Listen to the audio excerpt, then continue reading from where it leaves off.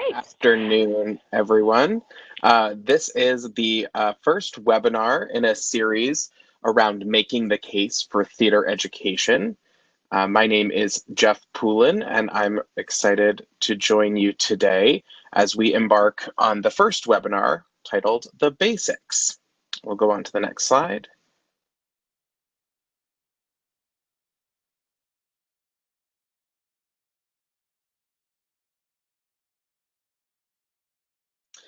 Over the course of the next 45 minutes or so, we'll break our session up into a couple of subsections so that you can easily follow along. We'll start with an introduction.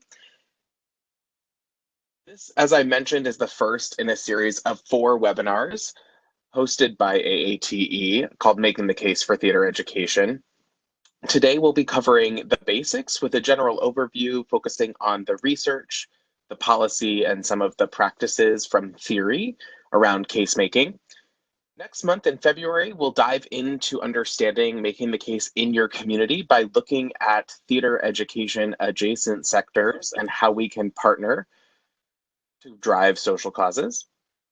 In March, we'll think about how we're working with the government at the federal, state, and local levels. And then finally, in April, we'll close out with strategies of embedding this work into our daily practice as theater educators. Next slide. Over the course of today's webinar, we will look at 3 different goals. The first is to connect case-making theory to theater practice. The second, to imagine new ways of making the case for theater education. And the third, to identify actionable steps to take in your school or in your own community.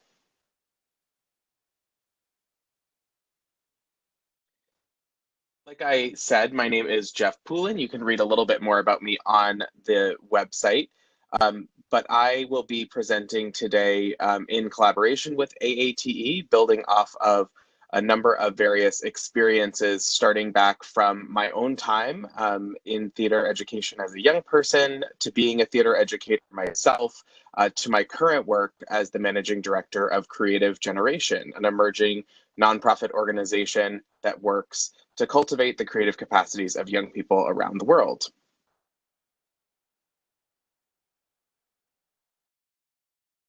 Many of you may know, as I've shared before in numerous work with AAT, but my story goes back to when I was a very young person at the ripe old age of 2, making my first stage appearance. Here is a photo of me as a young child as the doggy in How Much Is That Doggy in the Window, a singing, dancing, tap dance number from my hometown of Portland, Maine. And my story is probably not unlike that of many others. We can go on to the next slide, where I began at a very young age embedded in the arts because of the incredible privilege of growing up in an arts-rich community. I had dance, music, theater, visual art, K through 12, and had incredible opportunities to pursue the arts outside of the classroom as well, which led me to some fairly early success, actually touring when I was in high school. However, during that time, I traveled the country and saw a number of different disparities around the nation where not every young person had the opportunities that I had. Not every school had the arts offerings that were available in my school. And so I got involved with an organization, as you can see here in this photo, called the Maine Youth Action Network back in my home state. And we work to empower young people to create positive change in their communities by tackling various policy measures and advancing the causes of young people. Here I am actually using some theater skills to energize a crowd of about 200 young people before they stormed the state capitol to advocate for 2 youth positions on the State Board of Education, which did end up happening and today still remains in place.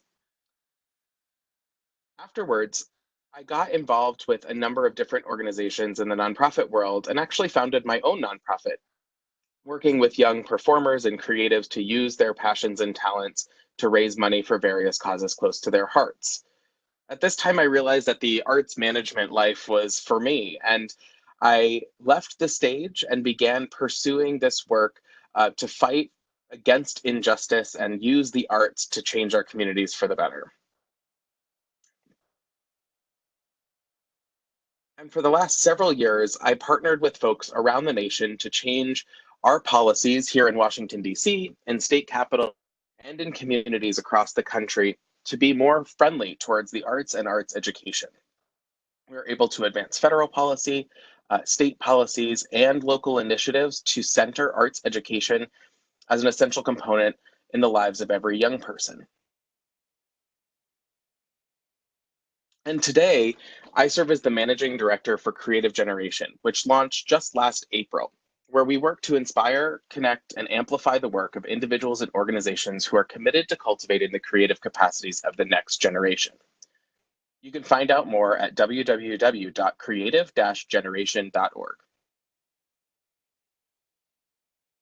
We have several components that are directly relevant to the work that we do today. The one that's most relevant highlighted here is the Campaign for a Creative Generation, which was piloted last year and launched on January 1st of this year, where we work around the globe to share the stories and talk about the impact of the arts and creativity in fostering creative change in communities at the hands of young people. We focus primarily on storytelling and using those stories to connect and inspire new and different people to take action in their own communities through the arts.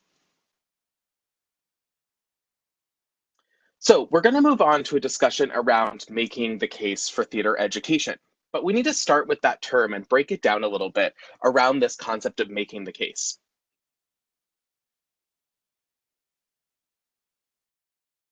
So my number one question when pulling together all of the information for this series of webinars was to start with a question to think about and reflect for ourselves. How do we, as a field of theater education practitioners, talk about theater education and its impact? I want you to think about that and make a few notes to yourself about how do you talk about it? What are the major talking points that you go to in your day-to-day work?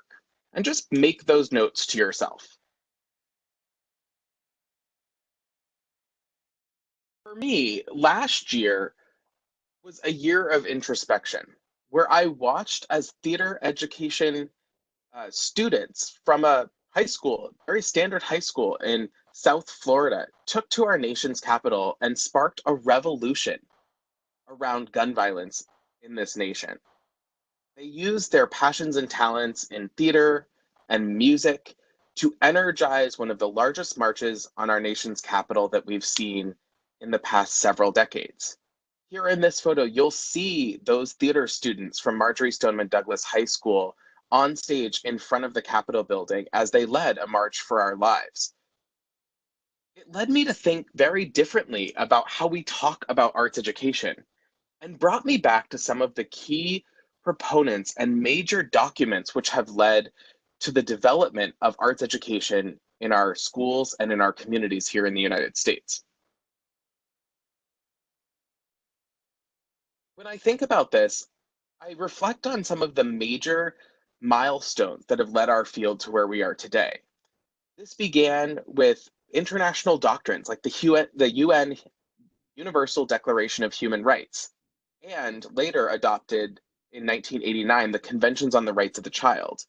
These two documents work hand in hand to state the case that the arts are a part of education, and education, including the arts, are a right of every child around the world.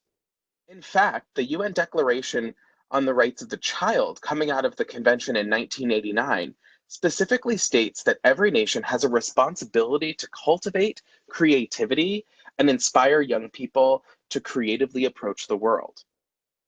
These have been operationalized in founding documents such as the Roadmap for Arts Education, which was released in the early 2000s, and others like the Seoul Agenda, which was adopted by UNESCO after the Second Congress on Arts Education held in 2010.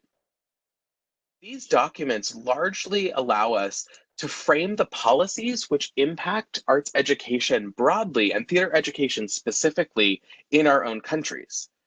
Two examples of that are the Obama era Reinvesting in Arts Education, which was published by the President's Committee on the Arts, the Humanities here in the US, or in 2013, a document that I worked very closely on, the Arts and Education Charter in Ireland, which outlined the pathway for national access to arts education across the Republic.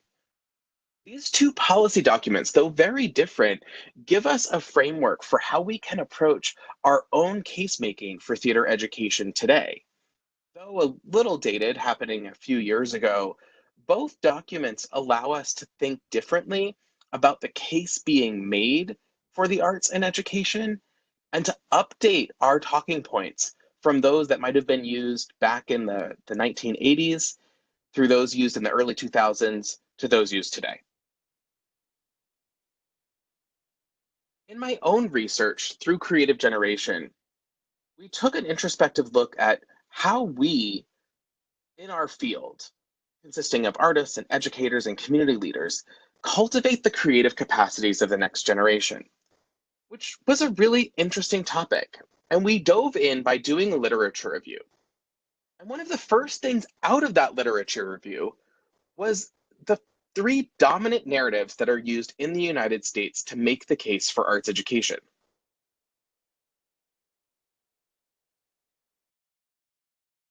Those three narratives, specifically around lowering the dropout rate, raising test scores, and increasing success from graduating from college, are the two dominant narratives that are put forward by our country's advocacy organizations and literature.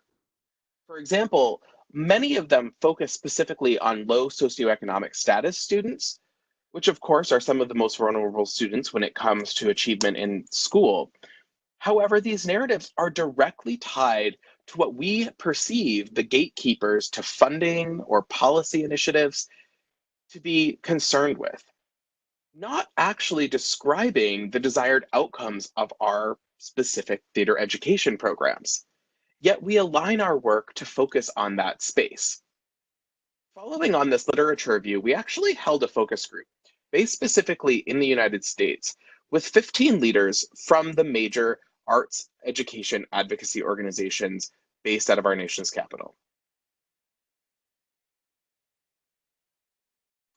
In this focus group, we found several things. The first was that those organizations and their memberships specifically utilized demonstrative correlation narratives, basically saying that arts education equals lower dropout rates, because lower dropout rates are what principals are concerned with.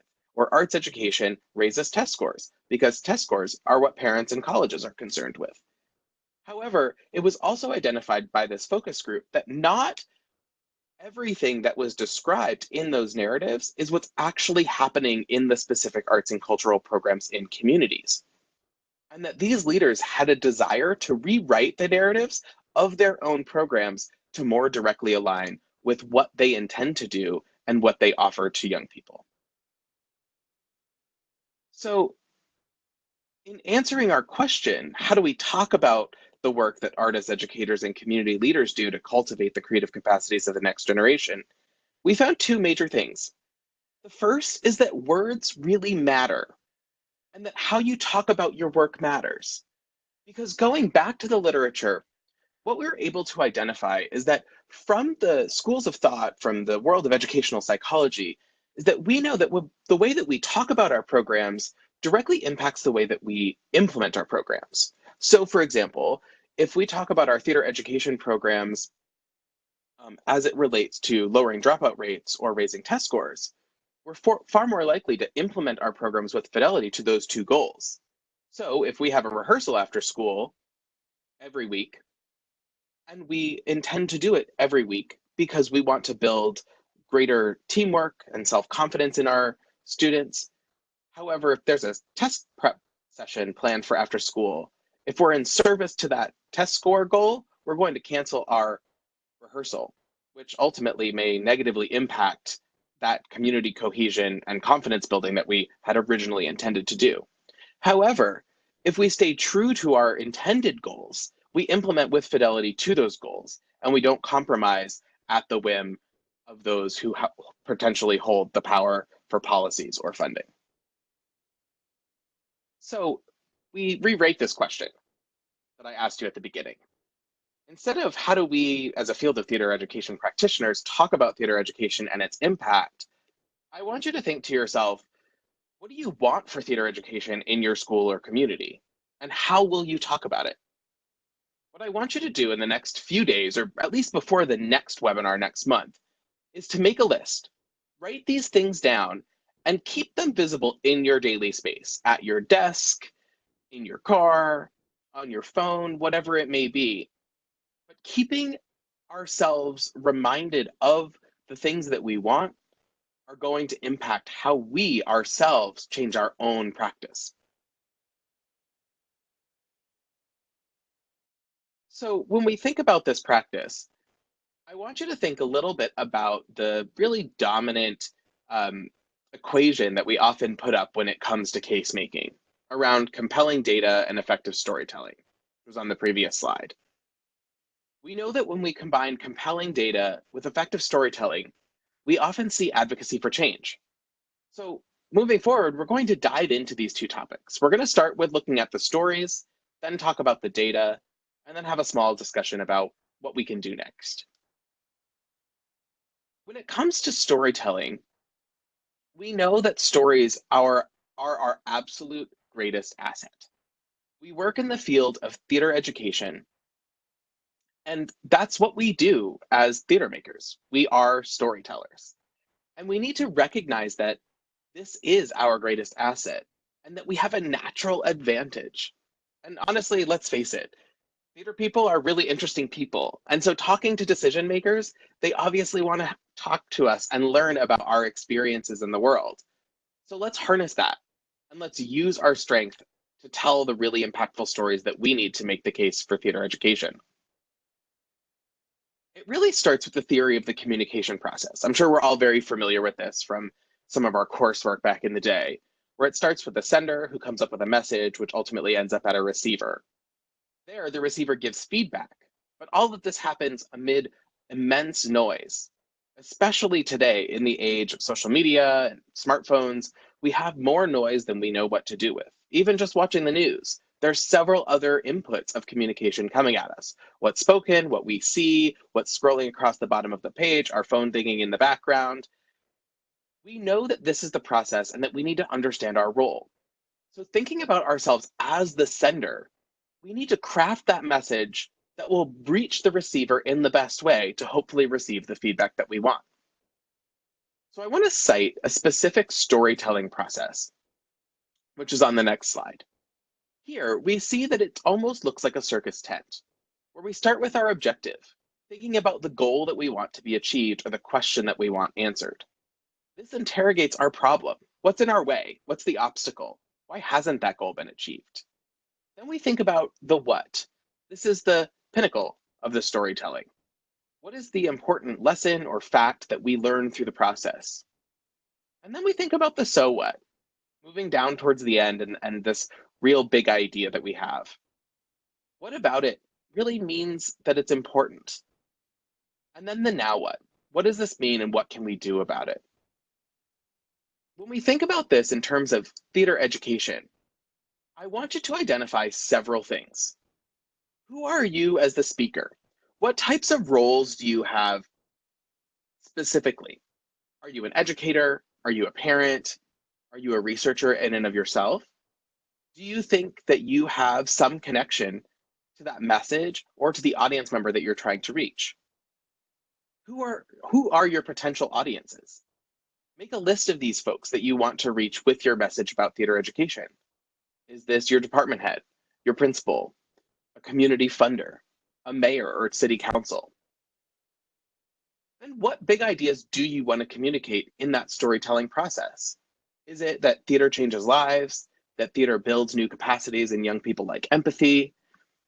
What is it that you want to communicate to those folks in those big buckets, those big, hairy, audacious buckets that we often talk about? And lastly, how do these relate to what you want specifically? Do you need more time? Do you need more access to space? Do you need more money? I want to give you an example about a really kind of typical high school where the theater teacher often got bumped off the stage. In this time, they couldn't practice the way that they wanted to with their one act play. So the theater teacher went to the principal and asked to have priority for first use of the stage at any time. He told a story about his own experience with his son in driver's ed class. That his son had to go through the experience of driving a car. First, sitting in a car in a parking lot. Next, driving in that parking lot, exploring all of the various tools that were at his fingertips in the car, and then, of course, moving on to the road. What he equated this to was the same theater education experience.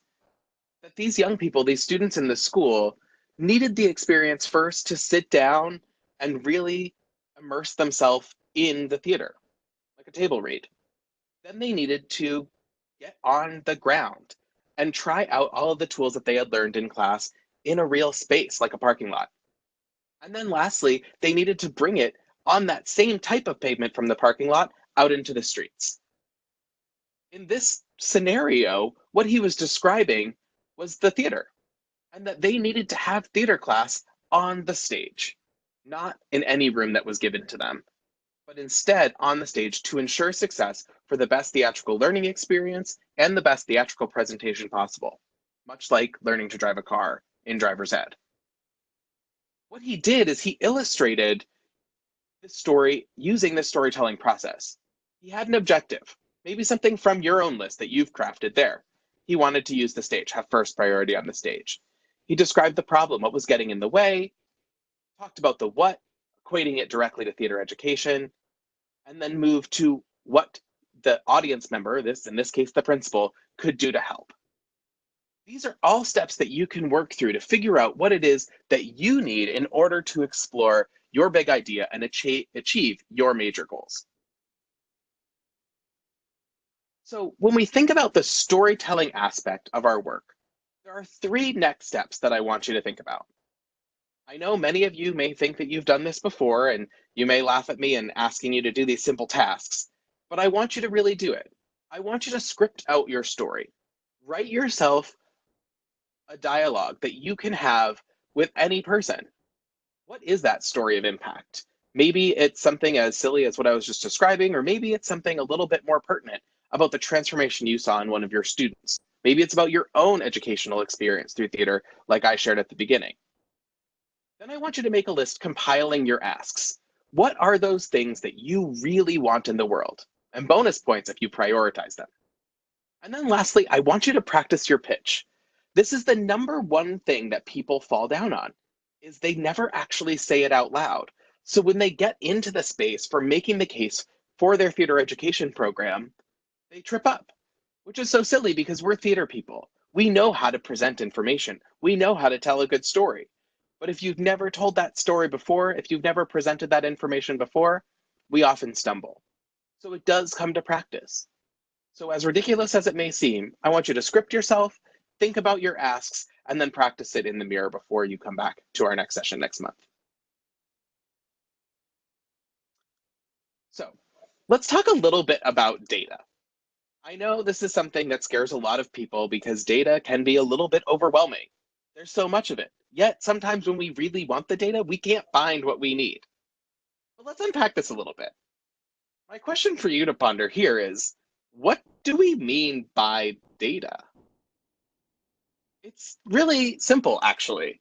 There's a ton of different types of data, and I want us to really broaden our mind to what the potentials are. Here is a compilation of so many different types of data. We're probably used to some of the more pertinent ones on this list, like structured data or real-time data that we're familiar with. However, there's a number of different types of data that we can use. Think outside the box. We all have lived experiences. How are we collecting that? Are we looking at data that can change the minds of the decision makers that we care about? They may not want the hard data. They may not want the analytical data. They may be looking more for the softer data that we often think about in other times. But it does come to where we can actually find this information because let's face it, we don't have time to be data analysts every day. So there's a couple of key places where you can find nationally normed vetted data for your use. A A couple that I'll just cite here for you. Arts EdSearch, which is available through the Arts Education Partnership and is funded by the federal government through the National Endowment for the Arts and the US Department of Education. They add studies through a vetted process about quarterly, and there's a huge, vast amount of research that has been compiled there for your perusal, all available on artsedsearch.org. The second is ERIC, which is the US Department of Education's database of nationally normed studies. There's several about the arts, and you can search by specific topic area. This is what's actually used by the Department of Education when working with state departments of education on validating funding. Next up, I'm sure you can check out the academic journals. Through AATE, I know that you're subscribed to many, and through other different organizations, there are many, many more academic journals, probably 10 or more specifically to theater education. Keeping up to date with what's available in those journals and summarizing what you read is an essential step in your professionalism as a theater educator. If you want to look more broadly to the education data that's available, you can check out much of the data that's being scrubbed and presented through the state educational data systems through your state Department of Education. This will often deal with access and availability of courses and student performance in those courses through your state systems. Check out information that's available through your partner universities in your state or within your local community.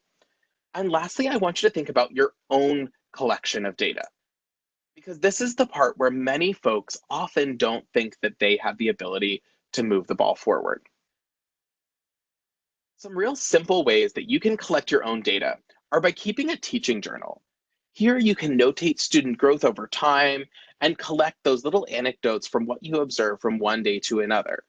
Do you notice that Susie in your class often doesn't speak very much, but then by the time you go through your entire theater education program, she is speaking all the time and can't keep her mouth shut? That's valuable information that's worth sharing with a decision maker. Oftentimes, as educators, you have access to your own students' progress and things compared to that of the entire school. You're able to run that analysis yourself and to make the case for how theater education may be benefiting your students specifically compared to those who are not engaged in your class.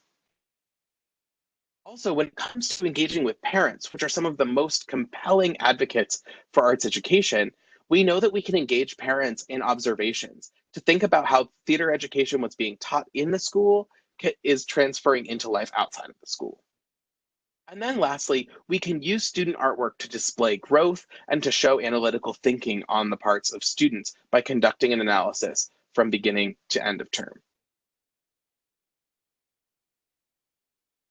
What's really key when it comes to this type of data usage is to connect national or regional information to local. How are we looking at how students nationally are performing in theater education, or a nationally normed study about theater education related to what's happening in your own school or in your own community? Drawing those connections, even if you don't have the most scientifically relevant study in your own community, is really important. For example, there are nationally normed studies that focus specifically on the development of empathy as a skill resulting from theater education. Well, you may not have a data collection team within your own classroom to measure students' empathy from the beginning of the semester to the end of the semester. However, you do have a teaching journal, and you can analyze how young people are connecting with each other, empathizing with others in their community and around the world through their actions and what is shared in class. That journal is a viable source of information to demonstrate what was made visible by a nationally normed study. Drawing those connections will really bring validity to your case making and bring up the level of discourse that you drive from your discussion with the decision maker at hand. So, related to this storytelling and to this data usage, I want you to relate a little bit more. What are the points that you want to illustrate? Make a list of those. Is there nationally or regionally available data that align with those points?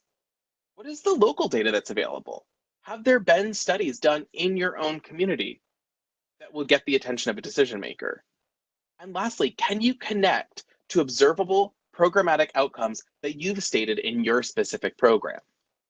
Like I said before, from our own research and through creative generation, we don't want to be stating data about objectives that are not tied to our own work.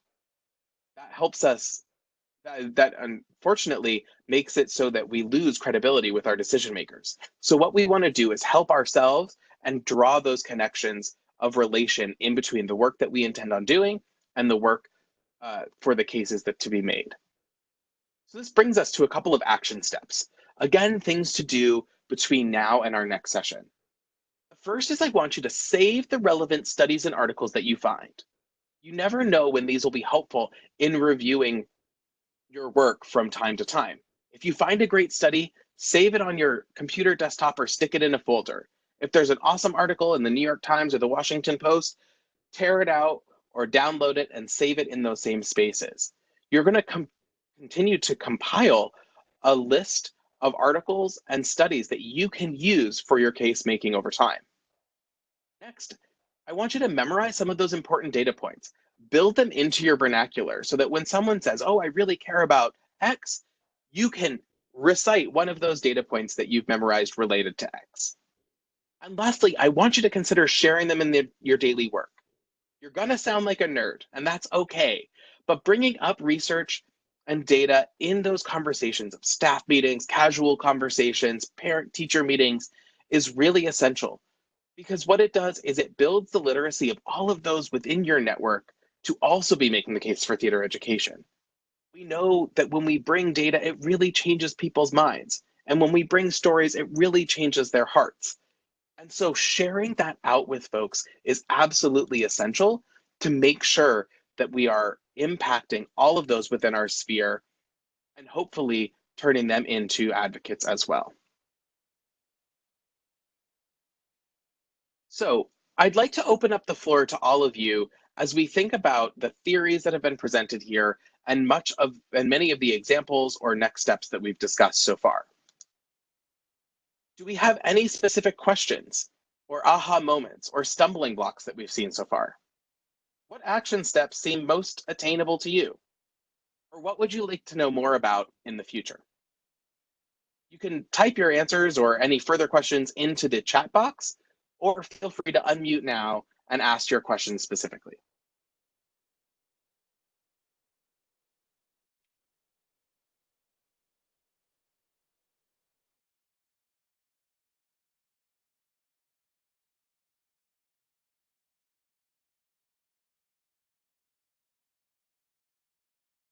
Someone just sent me a question thinking specifically about new ways to make the case instead of more traditional advocacy methods.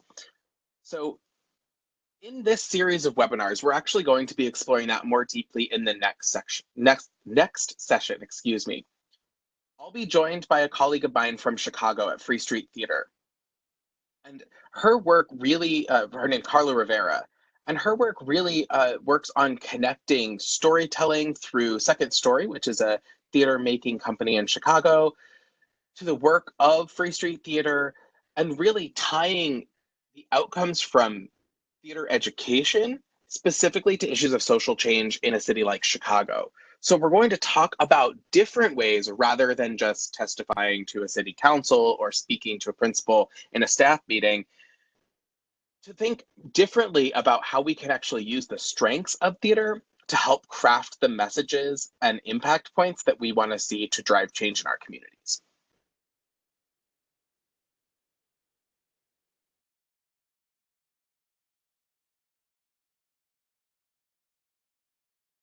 We have someone sharing here that the action steps that seem most attainable for this person is around collecting data, saving resources, and bringing them up in conversation.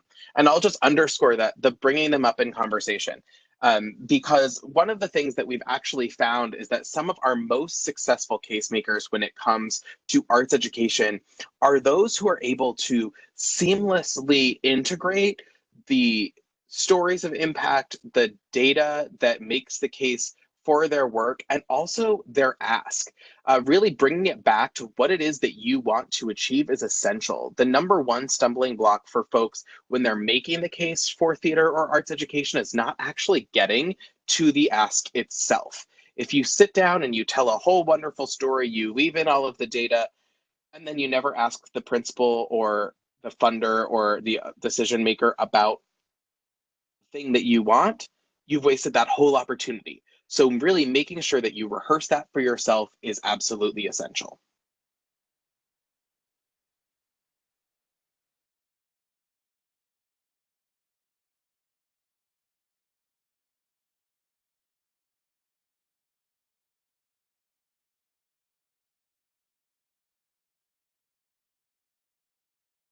Someone else just shared that one aha moment that stuck out to their team was the correlation between qualitative data and making connections in storytelling, as well as the overall metaphor for theater education. This is really true. The qualitative data is going to be one of your best friends.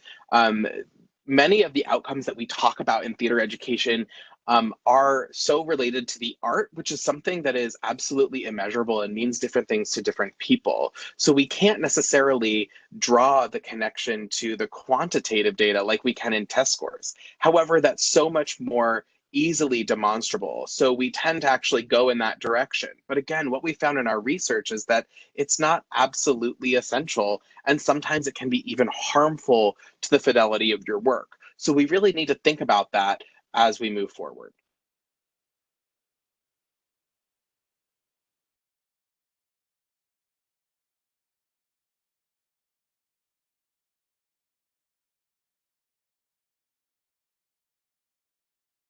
Definitely. David just shared a really interesting concept about bottom line thinking, and thinking about the money aspect of how programs can sustain themselves, and how they compare to others, specifically in a community college setting.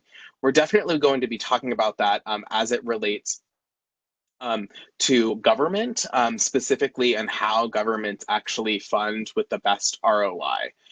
So when we will explore that in March, I definitely encourage you to tune in or get the recording for that one, because we'll be thinking specifically about various funding measures that do consider that type of bottom line thinking.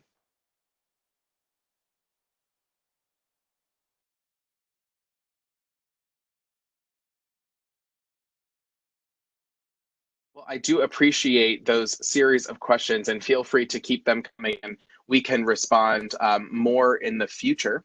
But I want us to think about the next steps for our coming time. We have about 3 or 4 minutes left, so go ahead and wrap this on up. I want to encourage you to tune in for the rest of this series here.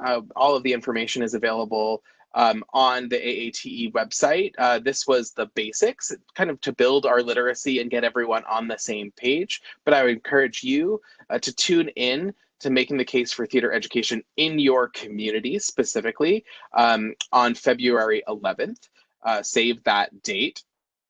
In this session, the description's on the next slide. We will be thinking more about the connection to other types of social cause campaigns and the role of theater education in that space. This would be a really great webinar for you to invite a friend to, or maybe one of your partners in your work, utilizing theater education specifically in maybe their setting, as we explore how we can work with those other sectors in our own communities to drive change and advance the theater education agenda. So I'll definitely encourage you to tune in then. Again, all the details are on the next slide.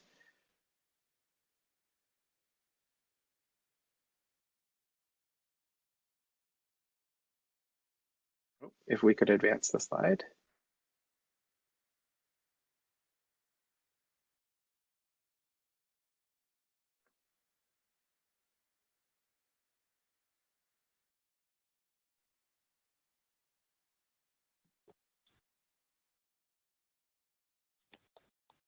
These are all the slides. Great. I apologize. So thank you. Should be two more, but that's great.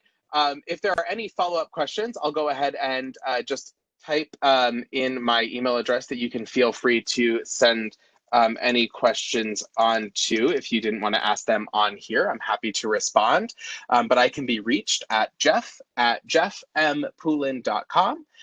Feel free to visit my website as well, jeffmpoulin.com, for more information about all of our work. And with that, I thank you for tuning in today.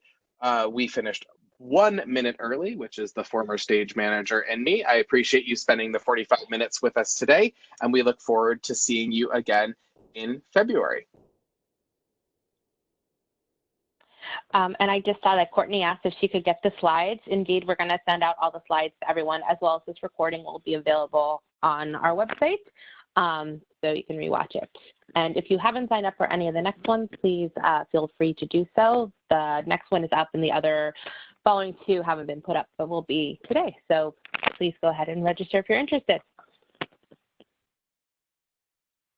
Thanks, Jeff. It's been great. We really appreciate it. Thank you all. See you next month. Bye.